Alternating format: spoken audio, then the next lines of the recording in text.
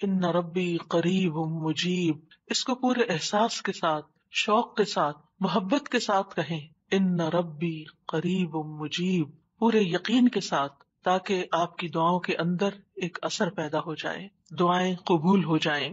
دعا مانگنے کے آداب میں سے یہ ہے کہ انسان سب سے پہلے اللہ سبحانہ تعالیٰ کی حمد و ثنا بیان کرے۔ ابن مسعود رضی اللہ عنہ کہتے ہیں، جب کوئی آدمی اللہ سے سوال کرنے کا ارادہ کرے، یعنی دعا مانگنے کا ارادہ کرے، نیت کرے، تو پہلے وہ اللہ کی ایسی حمد و ثنا بیان کرے جو اس کے لائق ہے، پھر نبی صلی اللہ علیہ وسلم پر درود بھیجے، اس کے بعد دعا کرے۔ تو گویا پہلے اللہ تعالیٰ کی تعریف، پھر درود شریف، اور پھر اپنی حاجت اور اپنا سوال۔ بس اس طرح کرنے سے ممکن ہوگا کہ وہ کامیاب ہو جائے، یعنی اس کی دعا پوری ہو جائے۔ مسند احمد کی ایک روایت میں آتا ہے، رسول اللہ صلی اللہ علیہ وسلم نے ایک آدمی کو نماز میں دعا کرتے ہوئے سنا کہ اس نے نہ اللہ عز و جل کا ذکر کیا اور نہ ہی نبی صلی اللہ علیہ وسلم پر درود پڑھا، یعنی جو آخر میں ہم اتحیات میں پڑھتے ہیں۔ تو رسول اللہ صلی اللہ علیہ وسلم نے فرمایا، اس نے جلد بازی سے کام لیا۔ پھر اسے بلایا اور اسے اور دوسروں سے فرمایا، جب تم میں سے کوئی شخص نماز پڑھے تو پہلے اپنے رب کی تعریف و ثنا کرے۔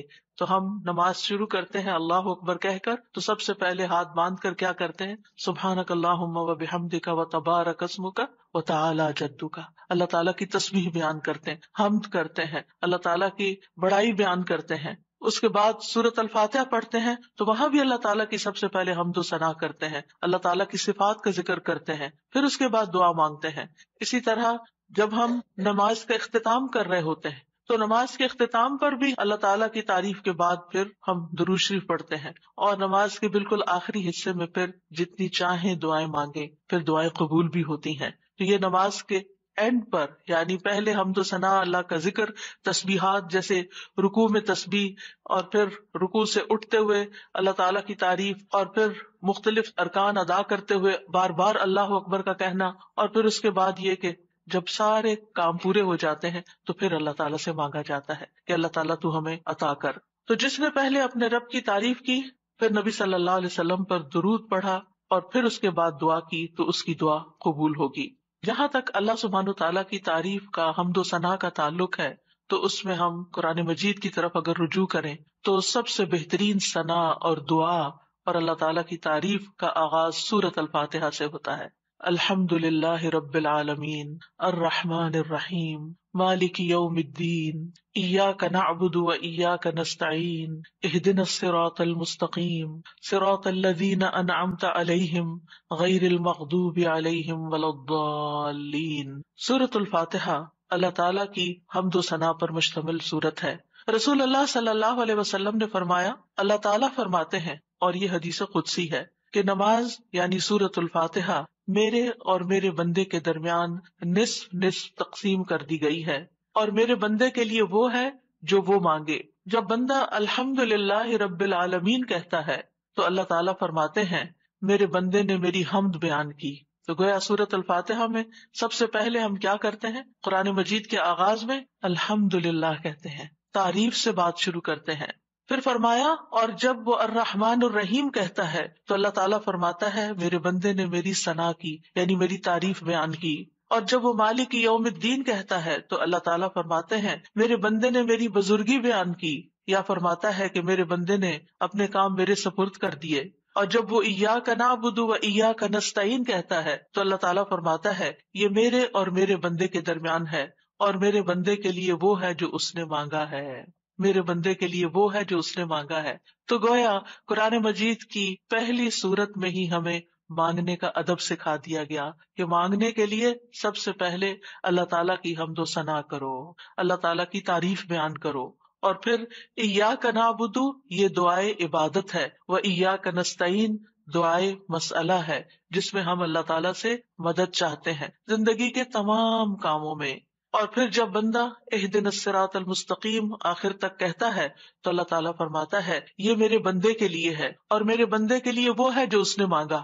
اور یہاں ایک اور بات قابل غور ہے کہ مانگنے کی چیزوں میں سب سے پہلی چیز ہدایت ہے، رہنمائی ہے، دین کے معاملات میں بھی، دنیا کے معاملات میں بھی۔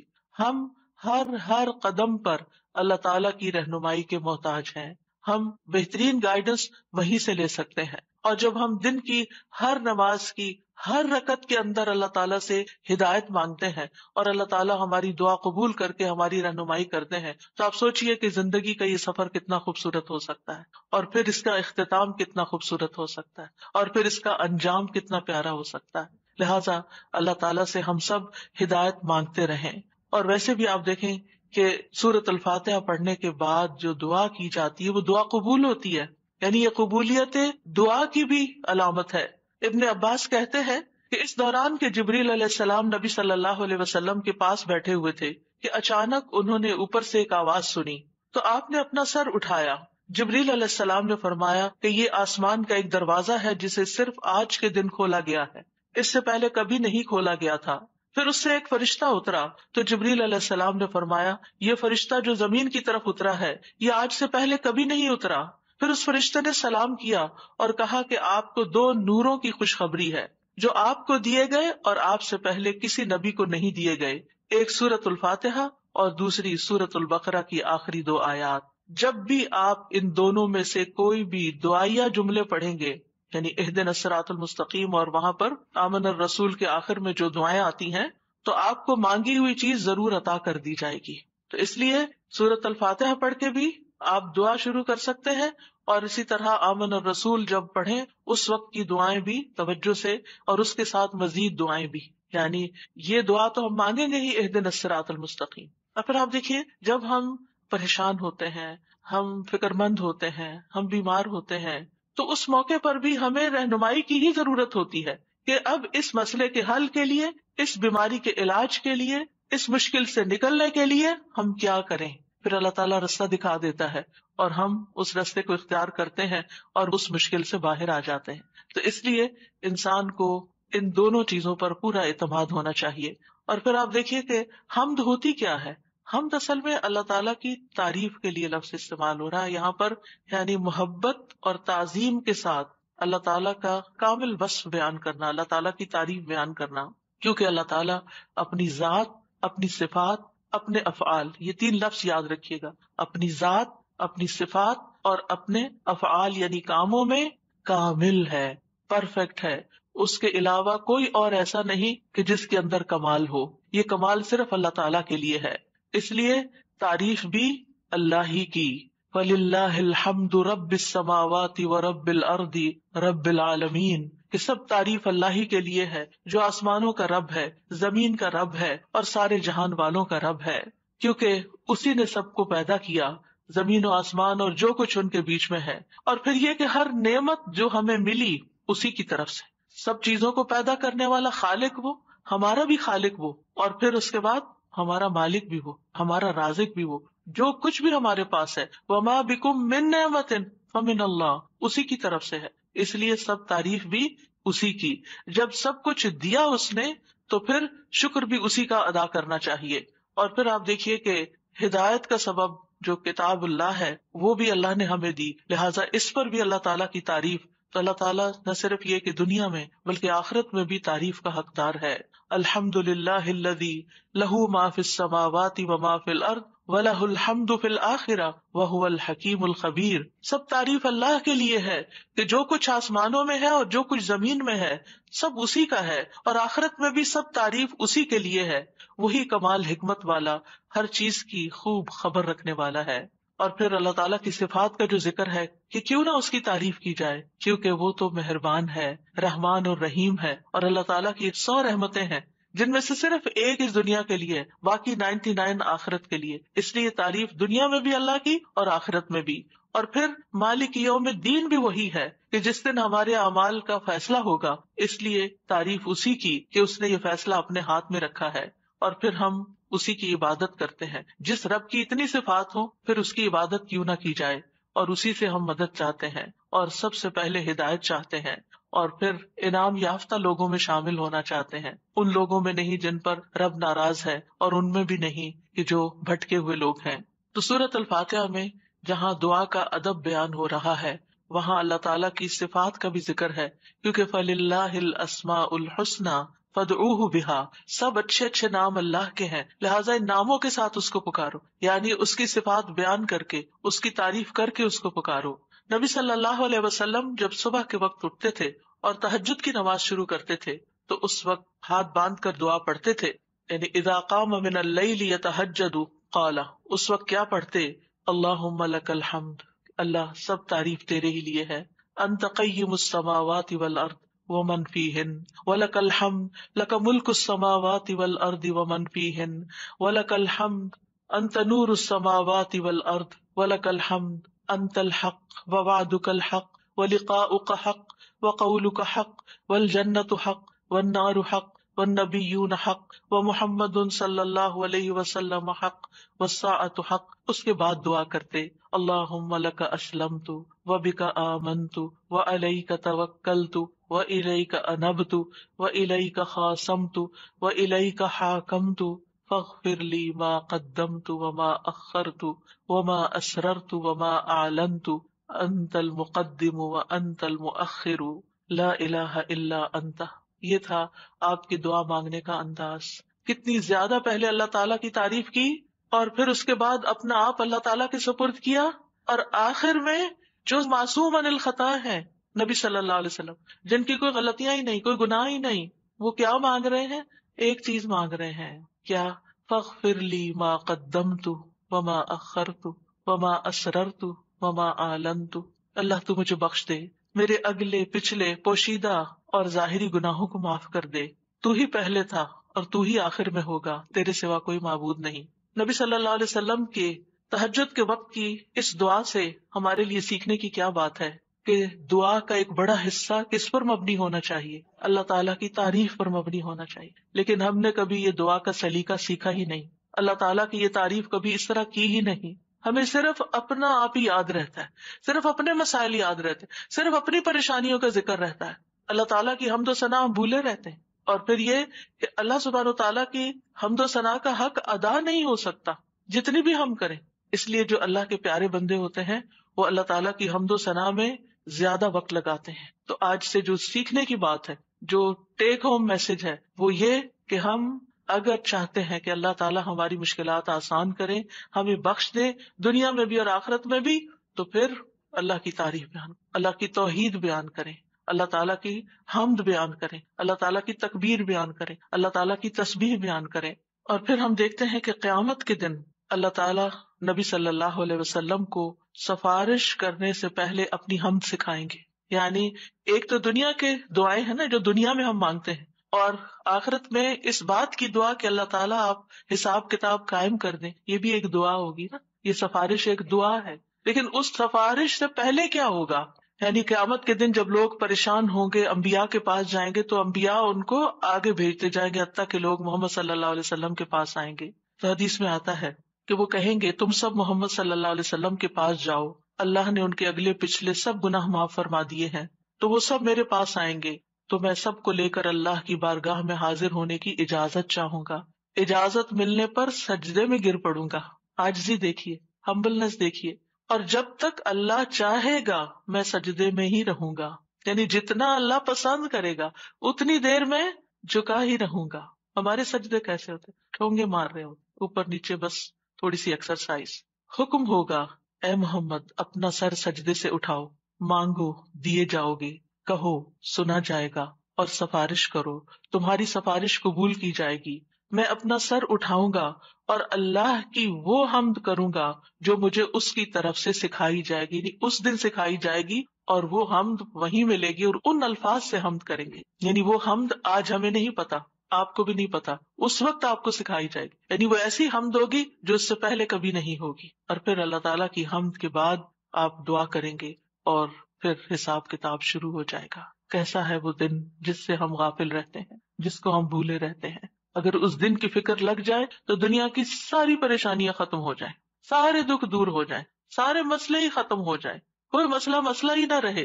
اس لیے ہم سب کو اس رمضان میں جو سیکھنے کی بات ہے وہ یہ کہ دعائیں تو ہم کریں گے، لیکن اس سے زیادہ ہم اللہ تعالیٰ کی حمد و ثنا بیان کریں گے. اللہ تعالیٰ کی حمد و ثنا کے دو حصے ہیں، ایک تسبیح ہے اور ایک تحمید ہے. اللہ سبحانہ تعالیٰ نے اپنی تسبیح اور تحمید دونوں کا حکم دیا ہے. سورۃ الحجر میں آتا ہے فسبح بحمد ربک، یعنی حمد کے ساتھ اور کیا کرو؟ تسبیح کرو. وکم من الساجدین، اور سجدہ کرنے والوں میں سے ہو جائیں۔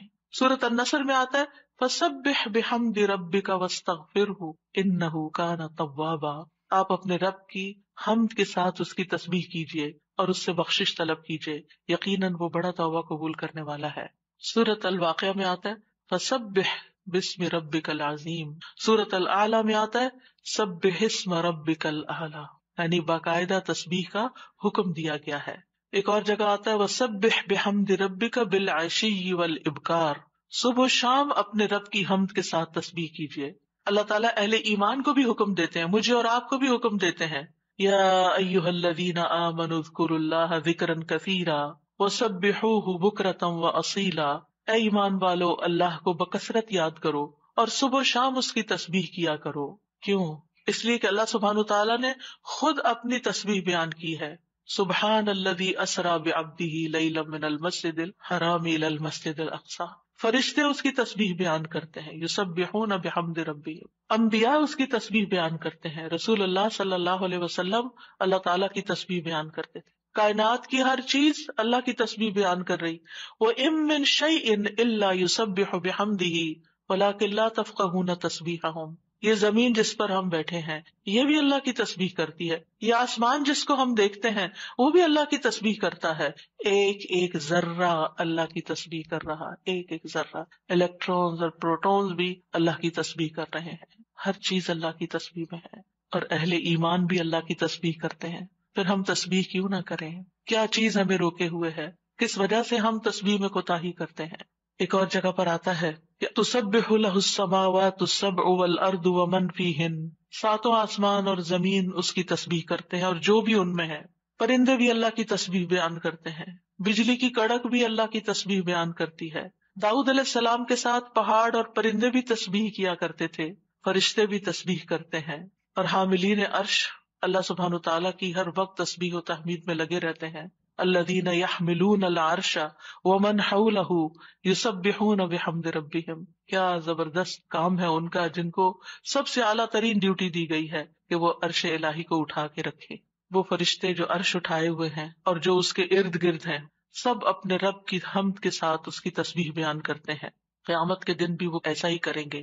وَتَرَى الْمَلَائِكَةَ حَافِّينَ مِنْ حَوْلِ الْعَرْشِ يُسَبِّحُونَ بِحَمْدِ رَبِّهِمْ۔ اس دن آپ دیکھیں گے کہ فرشتے عرش کے گرد حلقہ باندھے اپنے رب کی تعریف کے ساتھ تسبیح کر رہے ہیں، اور عبادت کے آغاز میں بھی اور اختتام پر بھی، دن کے آغاز پر بھی اور دن کے اختتام پر بھی ہمیں تسبیح کا حکم ہے۔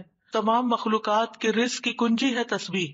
اللہ تعالیٰ کے محبوب ترین کلمات ہیں سبحان اللہ والحمد للہ ولا الہ الا اللہ واللہ اکبر۔ اللہ سبحانہ تعالیٰ کو ہم سے زیادہ کوئی چیز محبوب نہیں۔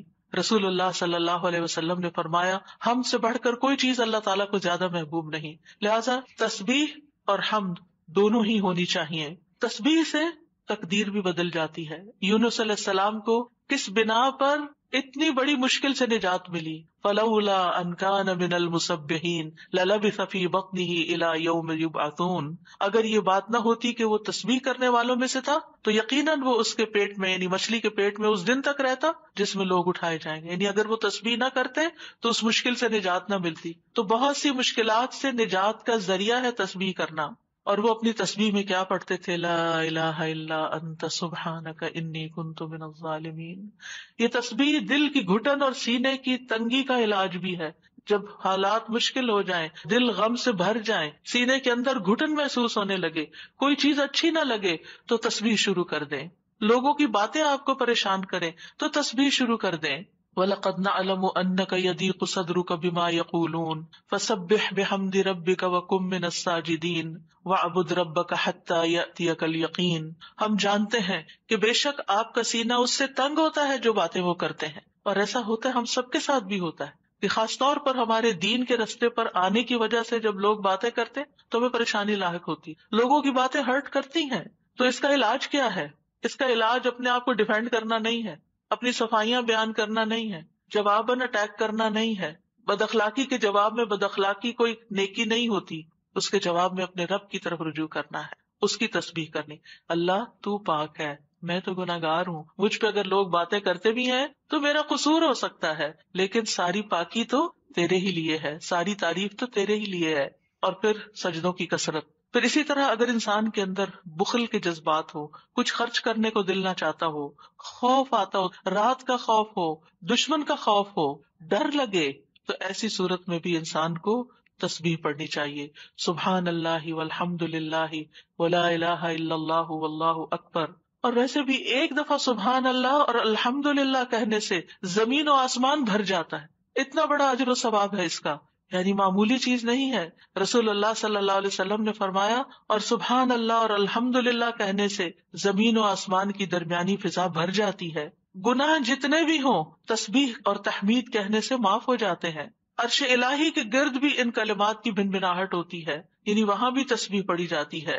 تسبیح پڑھنے والوں کے چہروں پر رونق آ جاتی ہے، حمد سے خیر و برکات نصیب ہوتی ہیں.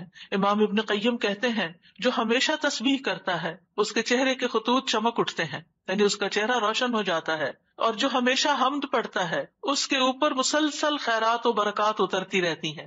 تو دونوں چیزیں مل جائیں تو چہرے کی رونق بھی ملے گی اور اس کے ساتھ ساتھ اللہ تعالیٰ کی طرف سے رحمتیں بھی آئیں گی. اور فرمایا جو ہمیشہ استغفار کرتا رہتا ہے اس کے لیے بند دروازے کھل جاتے ہیں. جن چیزوں میں رکاوٹ آئی ہوئی ہوتی، ہم اکثر شکایت کرتے رہتے ہیں اس چیز میں بندش ہے، اس میں بندش ہے. ان ساری بندشوں کا علاج تسبیح و تحمید میں ہے، لیکن ہم بھولے رہتے ہیں.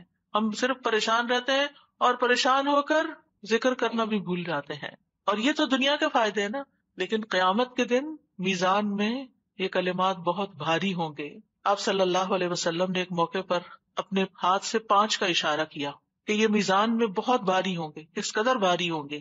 اور پھر فرمایا سبحان اللہ والحمد للہ ولا الہ الا اللہ واللہ اکبر. اور 5ویں چیز، مسلمان کا فوت ہونے والا نیک بیٹا، اس کا باپ ثواب کی امید کے ساتھ اس پر صبر کرے.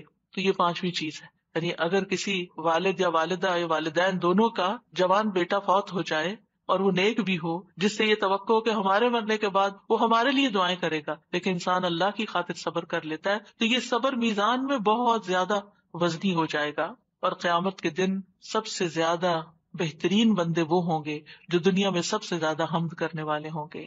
اللہ کی تسبیح اور تحمید کے مسنون کلمات بھی ہیں جو نبی صلی اللہ علیہ وسلم نے خود سکھائے.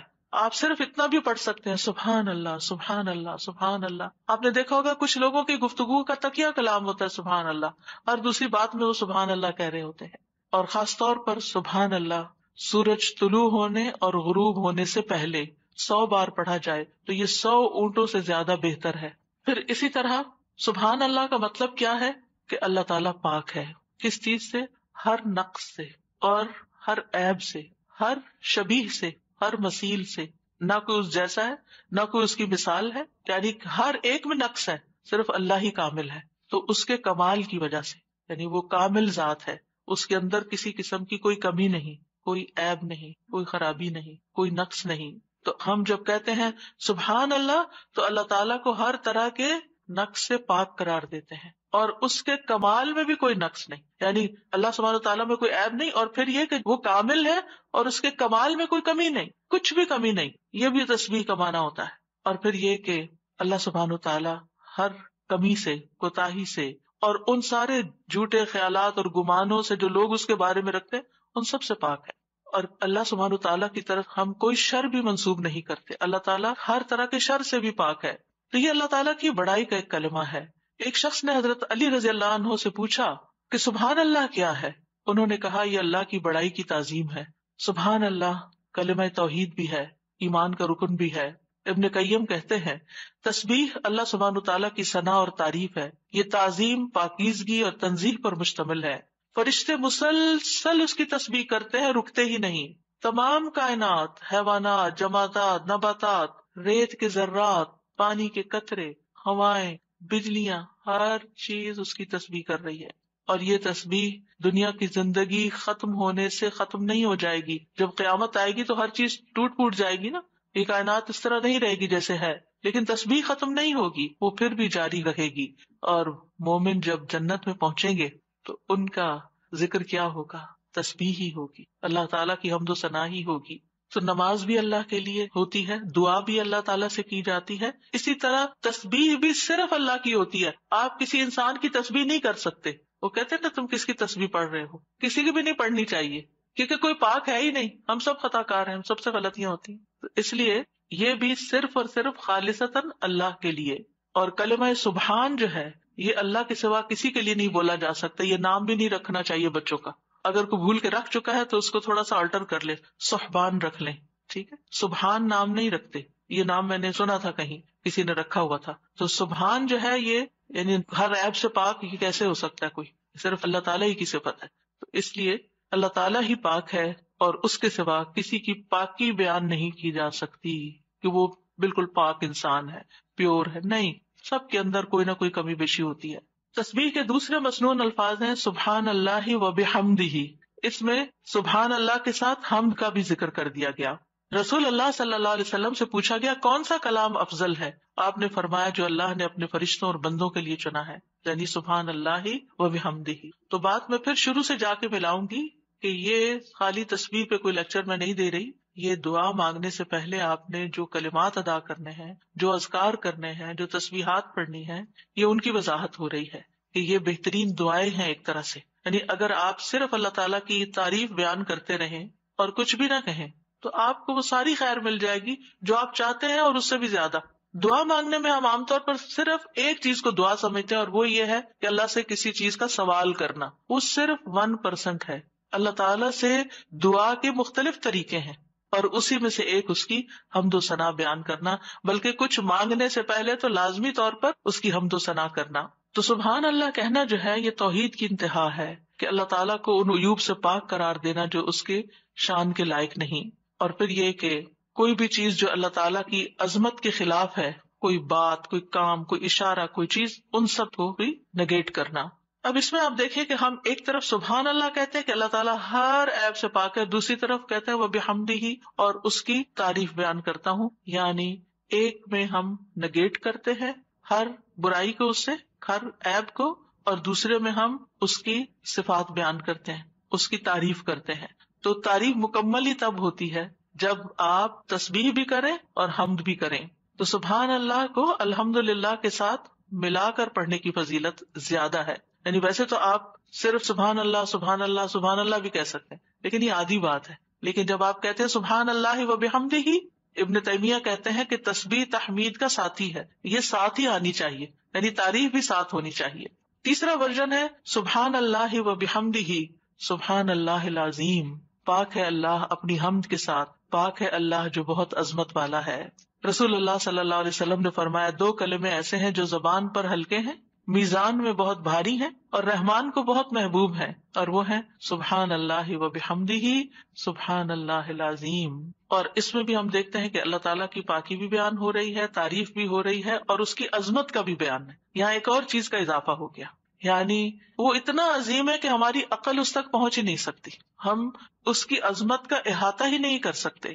ابن جریر کہتے ہیں العظیم سے مراد وہ ہستی ہے جس کی مخلوق تعظیم بجا لاتی ہے، اس سے ہیبت رکھتی ہے، اس سے ڈرتی ہے. ہم یہ کیوں کہتے ہیں سبحان اللہ العظیم؟ اللہ تعالیٰ کے تو بہت سے نام ہیں، بہت سی صفات ہیں. یہ اصل میں ہم اپنی کم مائگی کا اعتراف کر رہے ہوتے ہیں کہ اللہ آپ اتنے بڑے ہیں کہ ہم تو آپ کی تعریف کا حق ہی ادا نہیں کر سکتے.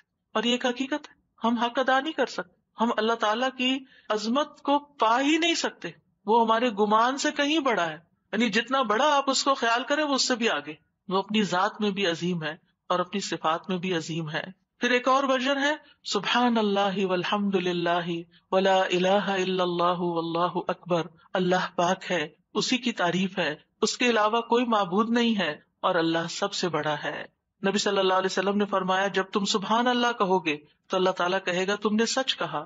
جب تم الحمدللہ کہو گے تو اللہ تعالیٰ فرمائے گا تم نے سچ کہا. جب تم لا الہ الا اللہ کہو گے تو اللہ تعالیٰ فرمائے گا تم نے سچ کہا. جب تم اللہ اکبر کہو گے تو اللہ تعالیٰ فرمائے گا تم نے سچ کہا.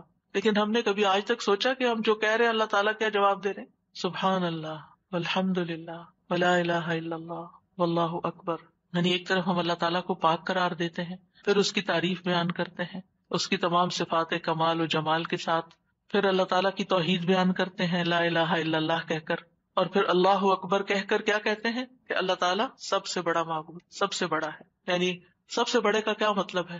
جن بھی چیزوں سے ہم امپریس ہو جاتے ہیں، جن کی بڑائی اور ہیبت ہمارے دل میں آ جاتی ہے، جن کے بارے میں ہمارا یہ عقیدہ، یہ خیال بن جاتا ہے کہ یہ بڑی چیز ہے، اللہ ان سب سے بڑا ہے. یعنی اللہ کے مقابلے میں یا اللہ سے بڑھ کر کسی اور کی بڑائی ہے ہی نہیں، اور ہمارے دل میں بھی نہیں ہونی چاہیے، وہ نکل جانی چاہیے. جب ہم اللہ اکبر کہتے ہیں تو ہمیں واقعی اللہ کو بڑا مانتے ہوئے کہنا چاہیے، صرف زبان سے الفاظ نہیں دہرانے. بعض اوقات ہم کسی کے پاس بہت دولت دیکھتے ہیں یا سنتے ہیں کہ اچھا اتنا. پچھلے دنوں ایسے ہی کسی کے بارے میں گزرتے گزرتے میں نے دیکھا کہ ان کے پاس فلاں چیز 500 کروڑ کی ہے. ان کا اچھا، اب کتنے ہی لوگ ہوں گے کہ جو دیکھ دیکھ کے واو کر رہے ہوں گے کہ 500 کروڑ، ہوئے ہوئے ہوئے. یہ انسان کی کمزوری ہے. اپنے جیسے انسانوں کے پاس اگر کوئی چیز دیکھتا ہے، اگر آپ کہیں کہ فلاں کے پاس ایک گھر بھرا ہوا سونے کا ہے، ان کا اچھا، ہم دوسروں کے مال و دولت سے امپریس ہو جاتے ہیں. پھر اسی طرح ہم کسی کے علم، کسی کی ڈگریاں، اس کے پاس 4 PhD ہے، اچھا ہم متاثر ہو جاتے ہیں. فلاں اتنا بڑا، فلاں یونیورسٹی کا پروفیسر ہے، فلاں سائنٹسٹ ہے، فلاں شاعر ہے، فلاں ڈاکٹر ہے. کسی بھی مجلس میں بیٹھ کے آپ لوگوں کی گفتگو کو دیکھیں کہ لوگوں کی بڑائی سے ان کے دل کتنے بھرے ہوئے ہوتے ہیں اور ان کی باتوں کو کتنے غور سے سنتے ہیں. پھر کیا ہم واقعی اللہ تعالیٰ کو بھی ایسی اہمیت دیتے ہیں اور اسی عظمت کے احساس کے ساتھ ہم اللہ تعالیٰ کی تعریف کر رہے ہوتے ہیں کہ صرف الفاظ دہرا رہے ہوتے ہیں؟ تو اللہ سبحانہ تعالیٰ سب عقل رکھنے والوں سے بڑی عقل رکھتا ہے، سب حکمت والوں سے بڑا حکیم ہے، سب رزق رکھنے والوں سے بڑا رازق ہے، غنی ہے، القدیر ہے، العزیز ہے، الرحیم ہے. پھر ایک اور ورژن ہے تسبیح کا، سبحان اللہ و بحمدہ استغفر اللہ و اتوب الیہ. میرے خیال ہے ایک ہمارا کارڈ بھی ہے تسبیحات کا، اویلیبل ہے الحمدللہ. تو آپ یہ کارڈ ضرور لے لیجئے اور اس کارڈ سے کم از کم یہ سارے ورژنز آپ کو انشاءاللہ مل جائیں گے کہ مختلف الفاظ میں ہم اللہ تعالیٰ کی تسبیح کرتے رہیں جو ہمیں رسول اللہ صلی اللہ علیہ وسلم نے سکھائے ہیں. ہمیں وہ پتہ ہونے چاہیے. اگر ہمیں یاد نہیں، ہمیں سیکوینس نہیں معلوم، سیکوینس تو ہم نے خود ہی بنایا ہے، یعنی ہم پھر مس کر جاتے ہیں نا جب کوئی چیز رینڈملی پڑھ رہے ہوتے ہیں ادھر ادھر سے. لیکن جب ایک چیز آپ کے سامنے ہوگی تو اس کو بھی اس طرح نہیں پڑھنا کہ بس ایک پنسورے کی طرح بس آپ اس کو ایک وظیفے کی کتاب بنا لیں. اس کو بھی ٹھہر ٹھہر کے پڑھنا ہے، محسوس کر کر کے پڑھنا ہے کہ اللہ واقعی بڑا ہے. تو 5واں جو ورژن ہے وہ ہے سبحان اللہ و بحمدہ استغفر اللہ و اتوب الیہ. میں اللہ کی پاکیزگی بیان کرتا ہوں، اس کی حمد کے ساتھ میں اللہ سے بخشش کا طلبگار ہوں اور اسی کی طرف رجوع کرتا ہوں. حضرت عائشہ کہتی ہیں کہ رسول اللہ صلی اللہ علیہ وسلم کثرت سے یہ فرمایا کرتے تھے، سبحان اللہ و بحمدہ استغفر اللہ و اتوب الیہ. حضرت عائشہ کہتی ہے میں نے پوچھا اے اللہ کے رسول، میں آپ کو دیکھتی ہوں آپ بکثرت یہ پڑھتے رہتے ہیں. تو آپ نے فرمایا میرے رب نے مجھے خبر دی ہے کہ میں جلد ہی اپنی امت میں ایک نشانی دیکھوں گا اور جب میں اس کو دیکھ لوں تو بکثرت کہوں.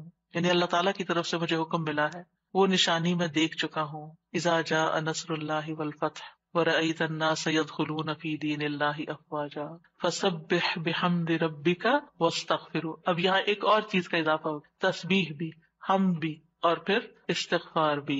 اور اسی پر وہ آیت بھی ہے فَاسْتَغْفِرُوهُ ثُمَّ تُوبُوا إِلَيْهِ إِنَّ رَبِّي قَرِيبٌ مُجِيبٌ. تو اللہ تعالیٰ کی حمد و ثنا کے ساتھ ہمیں استغفار بھی کرنا چاہیے، ساری مشکلات انشاءاللہ آسان ہو جائیں گی. چھٹی تسبیح، سبحان اللہ و بحمدہ عدد خلقہ ورضا نفسہ وزنۃ عرشہ ومداد کلماتہ. پاکیزگی ہے اللہ کی اس کی تعریفوں کے ساتھ، اس قدر جتنی کہ اس کی مخلوق ہے، اتنی کہ وہ اس سے راضی ہو جائے، اور اس کے عرش کے وزن کے برابر، اور اس قدر جتنی کہ اس کے کلمات کی روشنائی ہے. رسول اللہ صلی اللہ علیہ وسلم حضرت جبیریہ کے پاس سے نکلتے ہیں صبح کی نماز ادا کرنے کے لیے. وہ اپنی جائے نماز پر بیٹھی ہوئی تھی، پھر دن چڑھے واپس انہی کے پاس تشریف لاتے ہیں، وہ وہیں بیٹھی ہوئی تھی. آپ نے فرمایا جس وقت میں تمہارے پاس سے گیا ہوں تم اسی طرح بیٹھی ہو؟ انہوں نے عرض کیا جی ہاں. نبی صلی اللہ علیہ وسلم نے فرمایا میں نے تمہارے بعد ایسے 4 کلمات 3 بار کہے ہیں کہ اگر تمہارے آج کے کہے ہوئے کلمات کو ان کے ساتھ وزن کیا جائے تو ان کلمات کا وزن زیادہ ہوگا، اور وہ ہیں سبحان اللہ و بحمدہ عدد خلقہ ورضا نفسہ وزنۃ عرشہ ومداد کلماتہ. اللہ سبحانہ وتعالیٰ کی حمد و ثنا، سبحان اللہ و بحمدہ، تسبیح حمد کے ساتھ کتنی دفعہ؟ عدد خلقہ، اس کی مخلوقات کی تعداد کے برابر. یعنی جتنی بھی اللہ کی مخلوقات ہیں، آپ جانتے ہیں کتنی؟ گن سکتے ہیں؟ گن ہی نہیں سکتے. اگر ہم صرف اپنی انگلی کا ایک پور لگائیں مٹی کے اوپر اور اس کے ساتھ جتنے ذرات آئے ہم وہ بھی نہیں گن سکتے، ہم وہ بھی نہیں گن سکتے. اور ہر ذرے کے اندر، ہر ایٹم کے اندر پھر الیکٹران، پروٹون وغیرہ جو کچھ ہے اس کو گننا چاہیں تو گن ہی نہیں سکتے، ہم نہیں گن سکتے. وما يعلم جنود ربك الا هو. صرف وہی جانتا ہے تعداد مخلوقات کی. یہ ستارے، یہ سیارے، یہ گیلیکسیز، یہ زمین، یہ آسمان، یہ سمندر، یہ پہاڑ، ہم تو اس پوری کائنات میں صرف ایک ڈاٹ کے اوپر بیٹھے ہوئے ہیں. اور اس زمین کے اندر جو کچھ ہم اس کو بھی نہیں گن سکتے. کہاں یہ کہ باقی کتنی مخلوقات ہیں. تو اس کا یہ مطلب نہیں کہ میں ایک دفعہ سبحان اللہ کہتا ہوں تو اتنی دفعہ ہو جاتا ہے میرا. یہ نہیں ہے اس کا مطلب. اس کا مطلب یہ ہے کہ اللہ سبحانہ وتعالیٰ کی اتنی زیادہ تعریف ہے، وہ اتنی تعریف کے لائق ہے. یعنی وہ اتنی تعریف ڈیزرو کرتا ہے جتنی مخلوقات کی تعداد. اور آپ کو معلوم ہے وَإِن مِّن شَيْءٍ إِلَّا يُسَبِّحُ بِحَمْدِهِ، کوئی چیز ایسی نہیں جو اس کی تسبیح نہ کر رہی ہو. تو سبحان اللہ وبحمدہ عدد خلقہ، یعنی ان ساری مخلوقات کے ساتھ میں بھی شریک ہو رہا ہوں جو اللہ کی تسبیح میں لگی. ایک ایک ذرہ اللہ کی تسبیح کر رہا ہے. تو اس کے لیے تو نہ کوئی کاؤنٹ ہے نہ نمبر ہے، گن ہی نہیں سکتے. ہم 100 دانوں کی تسبیح لے کے خوش ہو جاتے ہیں، ہم تسبیح کر رہے ہیں. ایک 100 دفعہ پڑھ لینا کوئی، اگر 100 دفعہ پڑھ لیا اپنے آپ کو ہی تسلی دے دیتے ہیں. اس کو کیا پرواہ ہماری 100 دفعہ کی اگر ہم خلوص کے ساتھ نہیں پڑھتے. اس کی تو پوری کائنات اور کائنات کی ہر چیز. آپ ذرا باہر نکلے آج اور جب ڈرائیو کر کے جا رہے ہوں تو دائیں بائیں درختوں کو دیکھیں، پتوں کو دیکھیں، چڑیوں کو دیکھیں. آج صبح اتفاق سے پھر سنو پڑنے لگی تو میں ونڈو سے جب دیکھنے لگی تو پہلا خیال مجھے یہ آیا، یا اللہ اچھی خاصی پڑھ رہی تھی، اتنے اس کے فلیکس ہیں، یہ سارے تسبیح کرتے ہوئے گر رہے ہیں، سجدے میں پڑھ رہے ہیں، سجدے میں پڑھ رہے ہیں، حکم مانتے چلے جا رہے مانتے. اور جب تک اللہ کا حکم ہوگا برسیں گے، اور پھر جب ختم ہو جائے گا بس ختم ہو جائیں گے. اور تھوڑی دیر کے بعد ان کا وجود بھی ختم ہو گیا. یعنی انہوں نے اپنے حصے کی تسبیح کر لی. جتنی دیر میں پیدا ہوئے تھے، جتنی دیر میں ختم ہوئے، اپنی تسبیح کرتے کرتے گئے، آغاز سے انتہا تک. بارش کے قطرے، ہوائیں، اڑتے پتے، یعنی کوئی انتہا ہی نہیں. ہے تو بہت معمولی مثال ہے، اگر انسان غور کرنا شروع کرے تو کوئی اس کی انتہا نہیں. عدد خلقہ، دل بھر کے کہا کریں عدد خلقہ، اور اپنے امیجنیشن کو بڑھائیں. پھر آپ دیکھیں گے کہ آپ کے اندر اللہ کی محبت کیسی آئے گی. تو جس کی تسبیح، جس کی تعریف اتنی کائنات کر رہی، اگر میں نے کوتاہی کی تو سراسر میرا ہی نقصان ہے، اس کا کچھ نہیں بگڑے گا. اس کو پرواہ ہی نہیں ہے میں کرتی ہوں یا نہیں، اس کو نہیں پرواہ. ہاں اگر میں دل سے کرتی ہوں اور محبت سے کرتی ہوں تو وہ بڑا ہی قدردان ہے. اور اس میں آپ دیکھیں کہ مخلوقات کی صرف ایک قسم مراد نہیں ہے. جن، انسان، فرشتے، چھوٹے بڑے، جانور، حیوان، پرند چرند، سب کے سب. پھر اس کے بعد ورضا نفسی ہی، اور اس کے نفس کی رضا کے مطابق، یعنی جس سے وہ راضی ہو جائے، جتنی اس کے نفس کی رضا ہے، جتنی اللہ تعالیٰ اپنی ذات کے لیے تسبیح کو پسند کرتا ہے. یعنی میرے پاس تو الفاظ ہی نہیں، کیونکہ اللہ کی رضا کیا ہے؟ وَرِضْوَانُ اللَّهِ اکبر، سب سے بڑی چیز ہے اللہ کی رضا. یا انسانیوں کا کہ میں اللہ کی تسبیح کر رہی ہوں حتیٰ کہ وہ راضی ہو جائے، اور پھر اس کے بعد بھی تسبیح کر رہی ہوں، اس کے بعد بھی حمد ہے، وہ مجھ سے راضی بھی ہو جائے پھر بھی میں مزید کروں گی. یہ نہیں کہ میرا ایم یہ ہے کہ بس اللہ کو راضی کرنا ہے اور راضی ہو گیا بس میرا کام ختم. نہیں، اس سے زیادہ، اس سے آگے. وزنت عرشہ، اس کے عرش کے وزن کے برابر. یعنی میں اتنی حمد اور تسبیح بیان کر رہی ہوں جتنا عرش کا وزن ہے. عرش ساری مخلوقات میں سے سب سے بڑی چیز ہے. وَهُوَ رَبُّ الْعَرْشِ الْعَظِيمِ. ابو ذر کہتے ہیں نبی صلی اللہ علیہ وسلم نے فرمایا، اے ابو ذر، کرسی کے مقابلے میں 7 آسمان اس طرح ہے جیسے بیابان زمین میں کوئی چھلا پڑا ہوا ہو. پھر کرسی کے مقابلے میں عرش کا حجم اتنا ہے جیسے اس چھلے کے مقابلے میں بیابان کا وجود ہے. سبحان اللہ. اگر کرسی جو وسع کرسی السماوات والارض ہے، اس کی حیثیت اتنی ہے عرش کے سامنے جیسے زمین و آسمان کی کرسی کے سامنے، تو پھر عرش کتنا بڑا ہوگا. اور آپ کو معلوم ہے کہ اس کی مقدار کو اللہ کے سوا کوئی نہیں جانتا. تمام مخلوقات سے اونچا ہے وہ. یعنی مخلوقات کے بعد جو ہے وہ آسمان ہے، اور آسمان کے بعد جنت کے 100 درجے ہیں، اور ہر درجے کا درمیانی فاصلہ جو ہے وہ اتنا ہی ہے جیسے زمین اور آسمان کے بیچ کا فاصلہ. اور جنت الفردوس کی چھت کے اوپر عرش ہے. اسی لیے حضرت آسیہ نے کہا تھا رب ابنی لی عندک بیتا فی الجنہ، کہ قرب ہی قرب ہو، کیونکہ اس قرب میں لذت ہے، اس کو قریب محسوس کرنے میں اصل مزہ ہے. اور حقیقت یہ ہے کہ اس دنیا میں سب سے زیادہ خوبصورت احساس، سب سے زیادہ لذت والی چیز رب کی معرفت ہے. یہ سب سے بڑی حقیقت ہے، سب سے بڑا ٹروتھ ہے. جو اپنے رب کو پا لیتا ہے اور اپنے رب کے قرب کو محسوس کر لیتا ہے، پھر اس کے سامنے دنیا کی ہر نعمت چھوٹی ہو جاتی ہے، ہر مسئلہ چھوٹا ہو جاتا ہے، کیونکہ اس نے پا لیا ہے جس کو پانا چاہیے تھا، جس کے لیے وہ بھیجا گیا تھا دنیا میں، اس نے اس کو پا لیا. تو بہرحال اللہ تعالیٰ کے عرش کے وزن کے برابر اس کی حمد و ثنا. ومداد کلماتہ، کلمات سے مراد اللہ کا وہ کلام ہے جس کے ساتھ اللہ نے اپنے رسولوں کے ساتھ کلام کیا، جو کتابوں کی شکل میں اتارا. جو اس کے لوح محفوظ میں ہے. یہ کلام اس کی وسعت کیا ہے؟ قرآن مجید میں آتا ہے قل لو كان البحر مدادا لكلمات ربه لنفد البحر قبل ان تنفد كلمات ربه ولو جئنا بمثله مددا. کہہ دیجئے اگر سمندر میرے رب کی باتوں کے لیے سیاہی بن جائے تو یقیناً سمندر ختم ہو جائے گا اس سے پہلے کہ میرے رب کی باتیں ختم ہوں، اگرچہ ہم اس کے برابر اور سیاہی لے آئیں. دوسری جگہ پر آتا ہے سبعۃ ابحر، 7 سمندر بھی مزید آ جائیں تو خشک ہو جائیں گے لکھ لکھ کر، لیکن رب کے کلمات ختم نہیں ہوں گے. اس کے برابر اللہ کی تعریف. اور یہاں پر ایک طرح سے بطور مبالغہ سب چیزوں کی مثال دی گئی ہے، ورنہ اللہ کی تعریف تو اس سے بھی زیادہ، اس کا تو کوئی شمار ہی نہیں کر سکتا. پھر ہم اپنی ساری زندگی میں کتنی تسبیح کر رہے ہیں، کیا کر لیا ہم نے؟ کچھ بہت بڑا مارکا مال ہے. پھر کس بات کا غرور، کس بات کا تکبر کہ ہم کیا چیز ہیں، ہم کتنے نیک ہیں، یہ تو خیال آنا بھی نہیں چاہیے. حاملین عرش، جو فرشتے عرش اٹھائے ہوئے ہیں، وہ اللہ تعالیٰ کی تسبیح بیان کرتے ہیں اور کہتے ہیں ماں عبدنا کا حق کا عبادت، ہم نے آپ کی عبادت کا حق ہی ادا نہیں کیا. وہ اللہ کی عظمت کو جانتے ہیں نا، اس لیے کہتے ہیں کہ ہم نے عبادت کا حق ادا نہیں کیا. ہم اللہ تعالیٰ کی عظمت کو نہیں جانتے، ہم اللہ کی معرفت نہیں رکھتے، لہٰذا ہم بڑی تسلی میں کہ ہم نے تو عبادت کر لی، ہم تو ساری نیکیاں کر رہے ہیں، یہ بھی کر لیے، یہ بھی کر لیے، بھی خانے پورے کر لیے. اور 7ویں تسبیح اللہ اکبر کبیرہ والحمد للہ کثیرا وسبحان اللہ بکرۃ واصیلا. بہت ہی خوبصورت کلمات ہیں.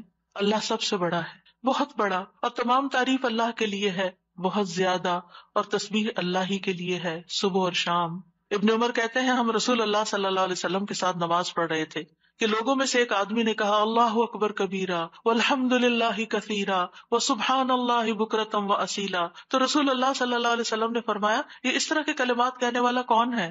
تو لوگوں کی جماعت میں سے ایک آدمی نے عرض کیا اللہ کے رسول میں ہوں. آپ نے فرمایا کہ مجھے تعجب ہوا کہ اس کے لیے آسمان کے دروازے کھول دیے گئے، یعنی ان کلمات کے لیے جو اس محبت اور شوق سے اس نے پڑھے. ابن عمر کہتے ہیں میں نے ان کلمات کو پھر کبھی بھی نہیں چھوڑا. افسوس کہ ہمیں زندگی میں بڑی دیر سے پتہ چلا ہے، اور جو ہم نے دعائیں رٹی ہوئی ہیں نا ان کو ہم آٹو پہ لگا کے شروع کر دیتے ہیں.